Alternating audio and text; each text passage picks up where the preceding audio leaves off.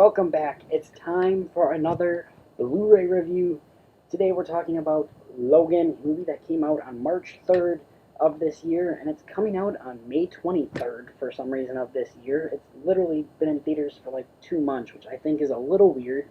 I think it's strange how fast Blu-rays are coming out now.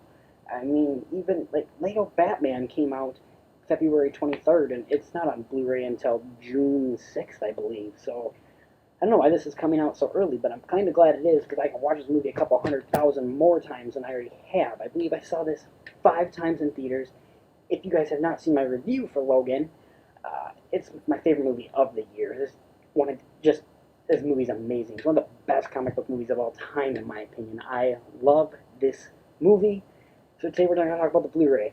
So first of all, I got the Target edition, and first of all, one negative so far. It's extremely hard to get out, but it is a book,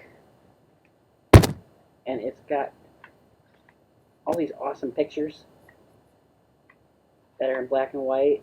We've seen some of them already from when they were just like promoting the film. Like, I remember seeing that one, they were just showing the film and stuff. So I'm a little disappointed by that. I was hoping for maybe like behind the scenes kind of stuff, but it is still really cool. I do like it a lot. Other thing I have a negative with, this is the black and white version. It's not actually like, in the case. It's in a weird little slip cover where it's like already falling out, which I don't like. So that's already my biggest negative so far of this Blu-ray, is the fact that this is like separated from this for some reason. And yeah, it's also a little difficult to take in and out of the slipcover, which I found a little annoying, but hey, it's still awesome. So I also did go to Best Buy, and I was hoping to get their Steelbook because it looked awesome, and I should have pre-ordered it, but I didn't. I ended up picking up just the regular one, and I think I'm going to take it back when they get the regular, or the Steelbooks in, because this is literally this Target one, just not in a book form. So I think I'm just going to be taking this one back and, exchanging it for the Steelbook when they get new ones, because I really don't need this copy. So, also the other thing I picked up. Target also has a pretty good deal. They have a Finding Dory Steelbook with the Blu-ray DVD and all that fun stuff for $15. Pretty good looking Blu-ray too. Artwork inside there, it's a pretty good looking Blu-ray Steelbook, to be perfectly honest. I like it a lot, actually, and then it came with these weird little cool artwork that I might put up behind me maybe at some point here. Yeah, that was $15. It's pretty awesome. Let's get down to this movie, Logan, the Blu-ray, and the bonus features that we see. We see about an hour, 15 minutes of behind-the-scenes kind of footage. They talk about the locations of where they filmed. New Mexico, Canada, and Louisiana, I believe, are the three big things. They talked about the casting of Daphne Keane, and I love this behind-the-scenes footage just because it showed her having a blast. And I love the fact that she had so much fun making this movie, and you can tell she had so much fun making this movie. That really gives me hope that maybe we will see an X-23 movie, or her with the New Mutants or something like that. I hope we see her return, because she did such a great job in this movie. I can tell she had fun, and I'm happy that she really did have fun. Just awesome to see. She's fantastic. She just seems like a fun little girl. The score, they talk about the score, and I love James Mangold, the guy who directed it and wrote it, talked about how he didn't want a big score. He wanted a more quiet, smaller score, because he didn't want this to be like a big superhero spectacle kind of score. Loved learning about the score. I love scores. Scores are awesome. They also talked about concept art, and Hugh Jackman talked about it. I knew this already, but Hugh Jackman talked about how he wanted, the inspiration kind of came from Unforgiven and some old westerns, and how they basically took that and kind of went off that to make this Western superhero movie, which I love. They also talked about the inspirations of the film, like I said, with Unforgiven, stuff like that. Just loved everything they did to make this movie, the inspirations for this movie. They talked about the fights, and specifically with X-24, with how they made, Logan's fighting Logan, and how they did that. That was really interesting to see. It had a lot of stunt doubles, I guess, essentially, and that was really cool. I just found that awesome.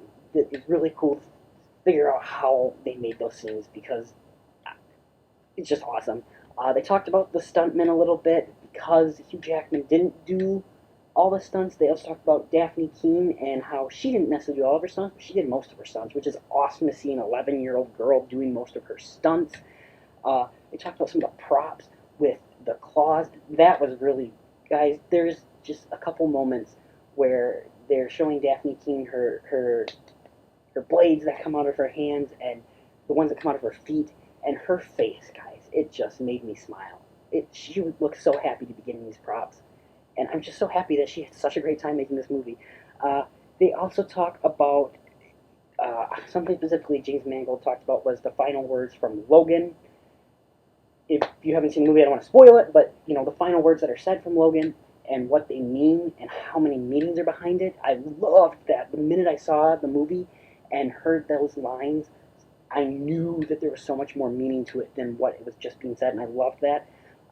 They have about 10 minutes of deleted scenes, and for the most part, I'm glad they were cut out. There was one in particular that I really liked. It wasn't much, so I understand why they cut it out, I guess. Now, specifically talking about the black and white version, I did pop it in. I've watched about the first 10 minutes of it. I can say it looks fantastic. It looks beautiful. However, I do like the colored version. I love these tones that they have with the movie, the oranges, the grays, the reds. I love the beauty of it, but I will watch this movie in black and white every once in a while because it does look fantastic in black and white. As far as my negatives of the actual Blu-ray bonus features, I would say, first of all, the Deadpool teaser isn't in here, which I was a little surprised about because it was before the movie in theaters, so I kind of expected it to be on there. I'm not necessarily disappointed because it's literally on YouTube. I can search it right now and watch it again because I've already watched it 17,000 times. And it wasn't that, it was fine. It was a fine teaser. I didn't love it. Go Deadpool. And the other big thing, about a month after the movie came out, they talked about how there was actually a lot of stuntmen that were in for Hugh Jackman. And also, I noticed while watching the movie, he looks super old. Hugh Jackman does not look that old. I thought it was all makeup. I guess there was a lot of special effects, a lot of the motion capture and dots that were put on their faces and stuff. I would have liked to have seen or learned more about it, I guess, in the bonus features, and they don't really talk about it necessarily. They bring it up a couple times, but they never really specifically go into it. They talk about how they filmed in the casino. There's a scene in the casino where they're walking through the casino, and the casino they filmed at, they weren't allowed to bring Daphne Keane in there because you had to be 18 or older even to go inside, even for a movie. And so they had to digitally do this. And they talked about that a little bit, but they didn't get into specifics of how that was done. I would like to have seen how it was done more. Would have liked a little bit more of that. But other than that, guys, this is a fantastic Blu-ray. I would pick it up. Again, the Target edition looks really good with this booklet. Normal edition, fine too. I haven't actually opened it, but it's the same thing as this. So really would like that steelbook. I'm hoping that Best Buy gets it soon so I can go pick up my own copy of it. In the end, guys, again, this is one to pick up. This is one to watch. This is a fantastic film. It is. If this movie does not stay in my top 10 of 2017, we are going to have a damn good year. In the end, guys, this Blu-ray is getting a 9 out of 10. So, guys, tell me, what did you think of Logan? What Blu-ray copy did you pick up? What did you think? Comment below, let me know, share, subscribe, all that fun stuff. We'll see you soon.